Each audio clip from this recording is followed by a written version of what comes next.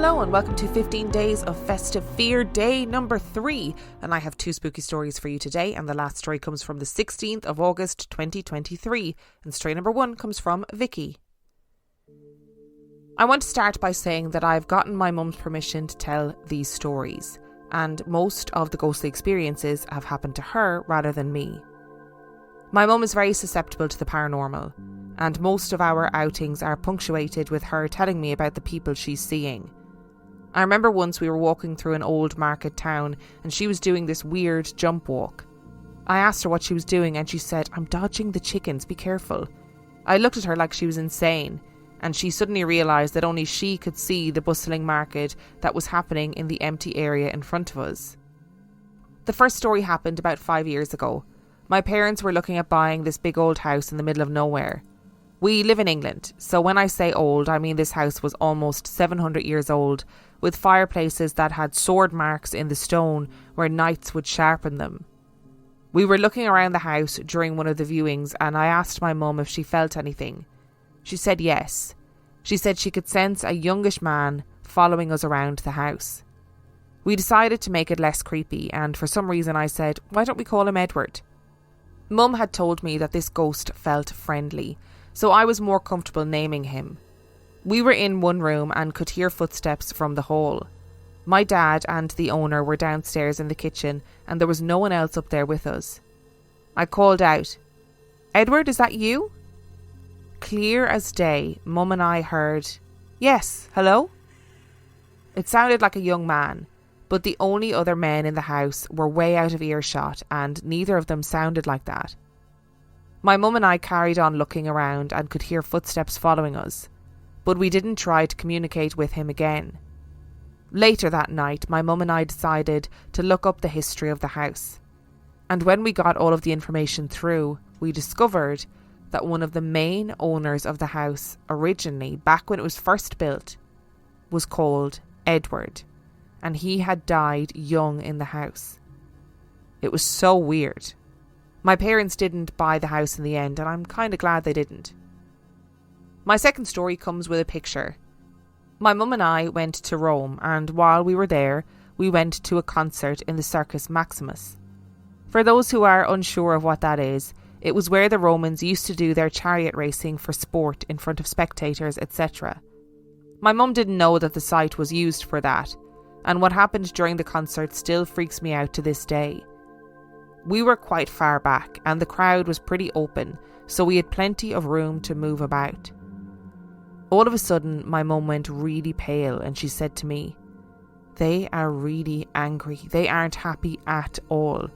I asked her what she meant and she said, "The people, they don't like all this noise. We aren't supposed to be here." She then told me that she kept feeling really intense waves passing through her, like something was charging through her. I immediately told her that this was where they did chariot races, and she told me that she could see white blurs going round and around. This is interesting, as chariot horses were white. She told me to take a photo the next time she felt a rush go through her, so I did. In this photo you can see my mum really pale and looking like she's gasping for air, and behind her you can see a white horse. It's facing you dead on over her right shoulder, its neck extended downwards with its head bowed low. Its left side of its face is lit up and you can see its ear, eye and the length of its nose. When I show this to people, they don't believe me. Please can you let me know if you can see this so I know I'm not going totally insane. My third story happened to me when I was in primary school. I went to a school where you could either board or be a day girl. Several times when my parents were away on business, I was allowed to board part-time. One night I was in the boarding house and on the top bunk bed. There were 3 other girls in the room and everyone was asleep. I was struggling to get settled and was looking around the room through the wooden slats. That's when I saw it.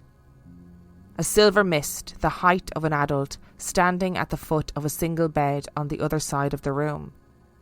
At first I thought it was my eyes being unfocused, but the rest of the room was crystal clear. I squeezed my eyes closed several times, but every time I opened them, this silver mist would still be there, just looming at the end of the bed. I was freaked out, but realised that this thing didn't seem to be interested in me. So I curled up in my duvet and rolled onto my side with my back pressed against the edge of the bed by the wall. I fell asleep eventually, but kept waking up. It was there a few times, but eventually it disappeared.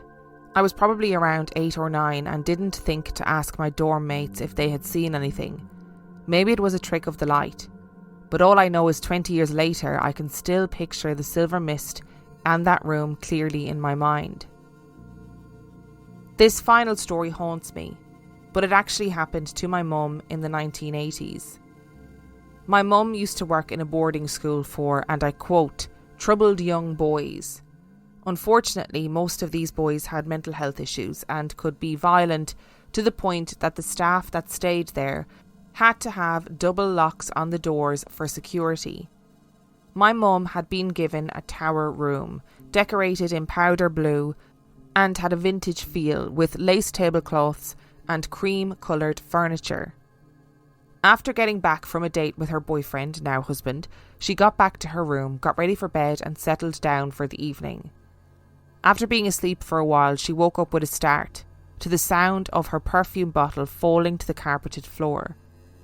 Immediately she noticed an icy chill in the room, which had been a perfectly pleasant temperature before. It was an unnatural cold.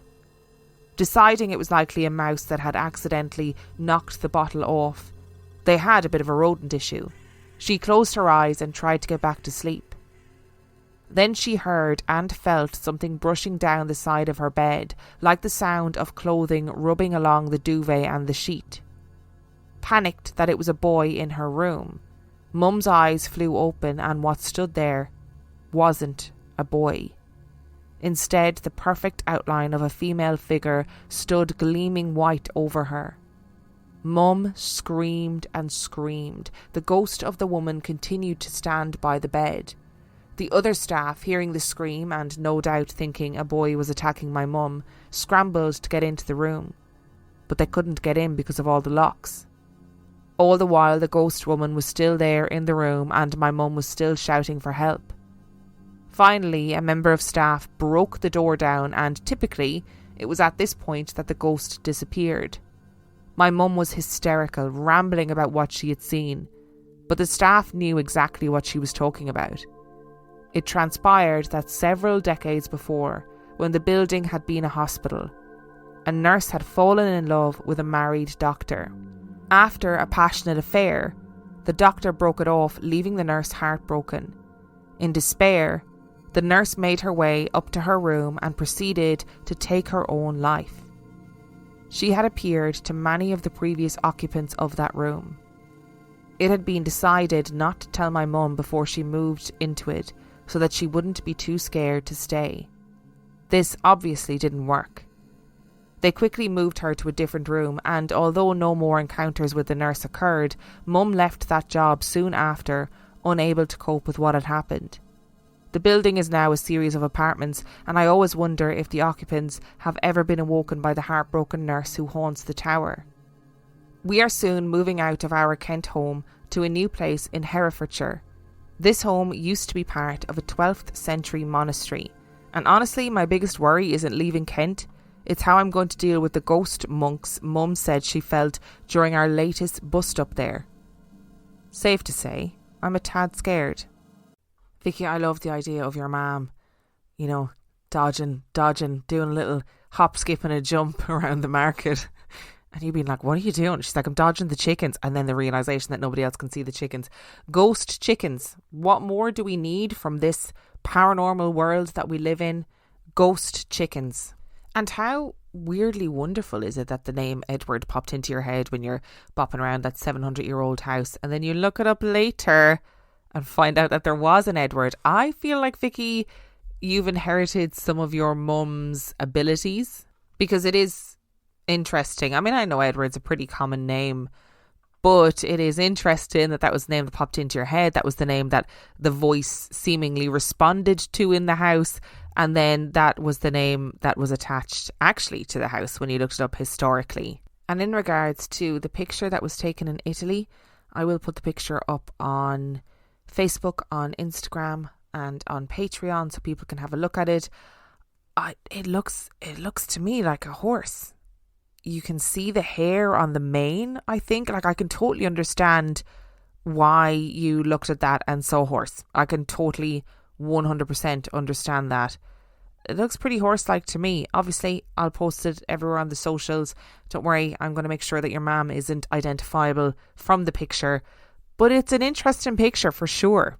I do love it when a story comes with picture evidence. It makes me very happy. And just to say, I'm not surprised that your mum's story absolutely haunts you. Because that is terrifying. Like, I totally understand the staff not wanting to tell your mum, oh, people have had weird experiences in this bedroom, just FYI, because you don't want to freak somebody out before they even move into the bedroom. You don't want somebody to have a predisposition to be freaked out by every sound that they hear in that bedroom. You know what I mean? You don't want to prime people in that way. But also, I think I would also be like, a little bit of warning. A little bit of warning might be good, because waking up in the middle of the night and having a woman standing over your bed, I would be hysterically screaming as well. And I wouldn't stay in the room. Sorry, wouldn't do it. And I would love to know if anybody in those apartments sees the heartbroken nurse too. And listen, come here. If you've moved out of your Kent home to the new place in Herefordshire, please do let me know how you and your mum are getting on with all the ghost monks, because I'm dying to know.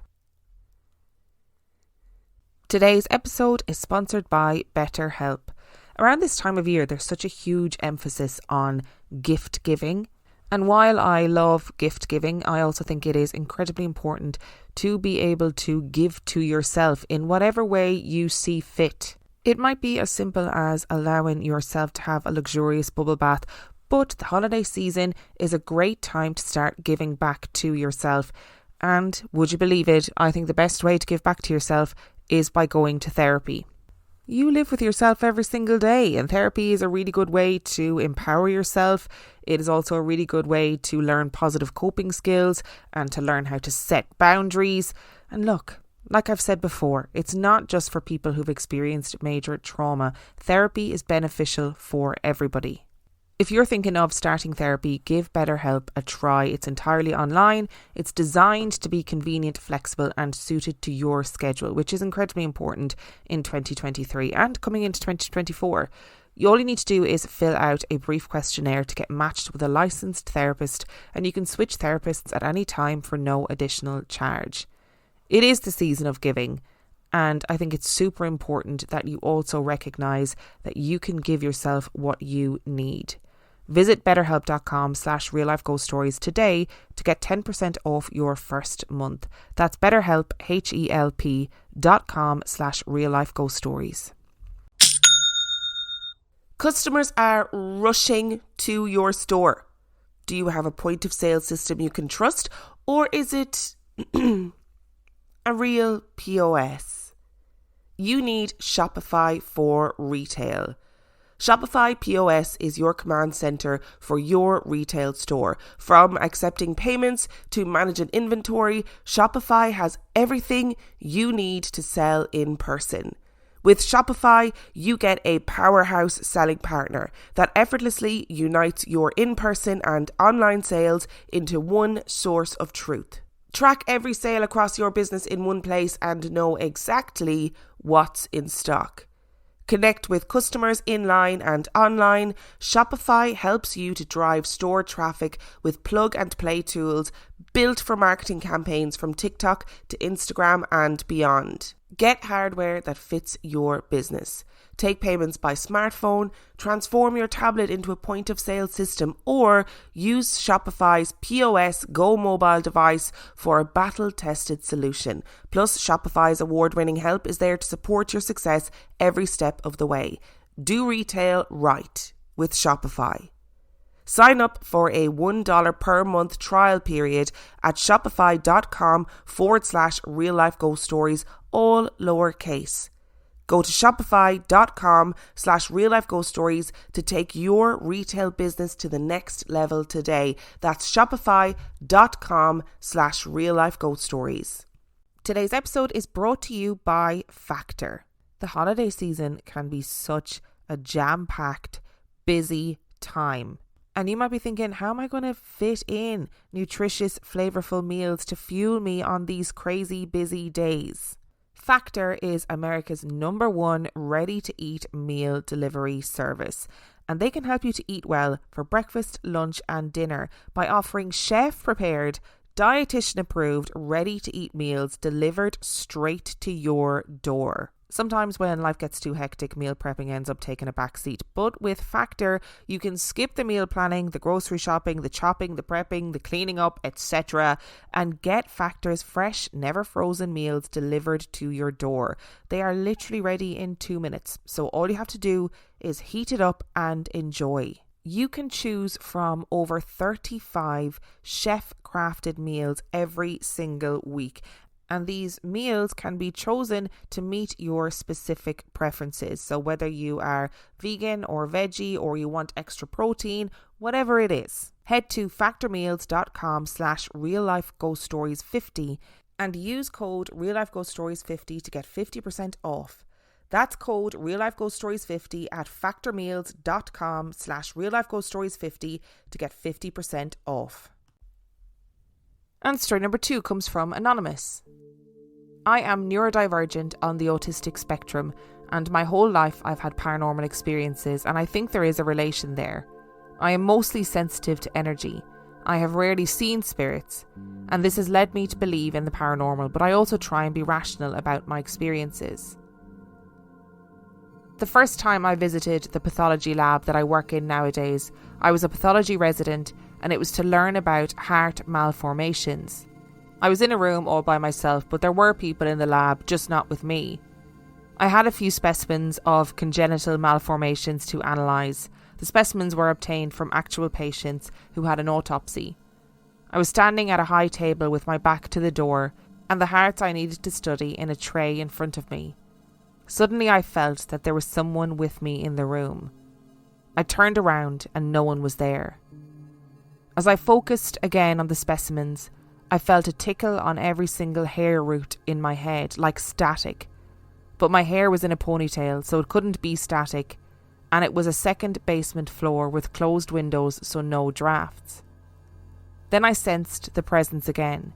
It felt curious, not threatening at all. It was like he wanted to see what I was doing, like a child looking around me to the table that I was at. At the time, I was reading a Brian Weiss book, so I spoke to him and asked if he saw a light somewhere, and told him to consider going into it and maybe reincarnate, that I was sure his family loved him and that it was okay to go, and the energy just left. And after I finished what I had to do, I also left. I didn't talk to anyone of the lab staff at the time. A few months later, I had an internship at this pathology lab, and I had the chance to get to know the staff. Among the many things we talked about, they told me about Juanito, the lab ghost.